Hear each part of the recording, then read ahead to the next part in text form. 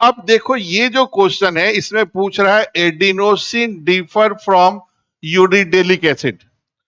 इस क्वेश्चन का आंसर बताने के पहले हम आपको एक छोटा सा और एग्जांपल बताते हैं। इसमें कोई बहुत बच्चे गलत करते हैं, सोचते सही है, बोलते सही है, लेकिन आंसर गलत हो जाता है।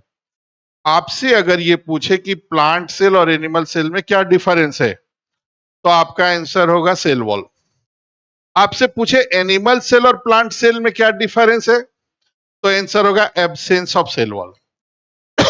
अगर इस क्वेश्चन को आप समझ गए मेरी बात को, तो मैं ये आपको बताना चाह रहा हूं कि जो पहला है उसका करेक्टर लिखना है कि इससे क्या डिफरेंस है।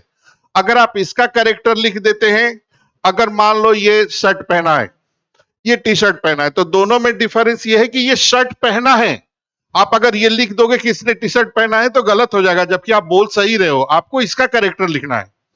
तो ऐसे कंडीशन में कह रहा है कि लेटर कंटेन्स पेप्टोज शुगर। अब देख लो सेकेंड वाले का करेक्टर लिख रहा है, इसलिए हम लोग कंसिडर ही नहीं करेंगे।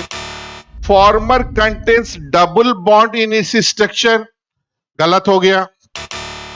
Third, farmer is present in DNA, सही है थर्ड। देखो क्यों है, क्योंकि जो एडिनिन है, एडिनोसिन है ना, और आरएनए में एक अलग से होगा यूरासिल।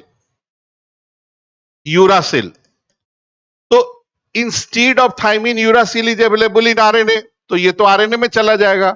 तो ये किस में अवेलेबल है, डीएनए में अवेलेबल है।